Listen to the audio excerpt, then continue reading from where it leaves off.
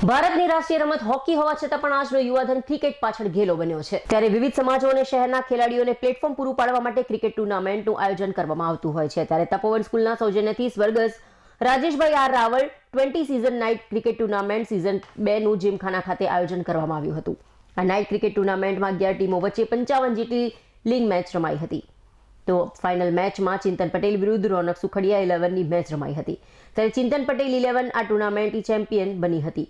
રોનક Sukhadia 11 runners બની હતી। દરેક મેચમાં મેન ઓફ ધ મેચના એવોર્ડ આપવામાં આવ્યા હતા અને ચેમ્પિયન ટ્રોફી અને રનર્સ ટ્રોફી પણ આપવામાં આવી હતી। આ ક્રિકેટ ટુર્નામેન્ટની ફાઇનલ મેચમાં એ ડિવિઝનના PI doctor Parimal Jani, doctor Sureshbhai Thakkar, doctor Mukeshbhai Patel, Dipeshbhai Vyas વગેરે ઉપસ્થિત રહ્યા હતા। આ ક્રિકેટ ટુર્નામેન્ટના સમારંભમાં અધ્યક્ષ તરીકે હાર્દિક રાવલ હાજર રહ્યા હતા। ટુર્નામેન્ટને સફળ બનાવવા મનોજભાઈ પટેલ, જયપ્રકાશ પટેલ, ચિંતન પ્રજાપતિ, અજય પટેલ તથા જીમખાના ક્રિકેટ વિભાગના સભ્યોએ ભારે જહેમત ઉઠાવી હતી।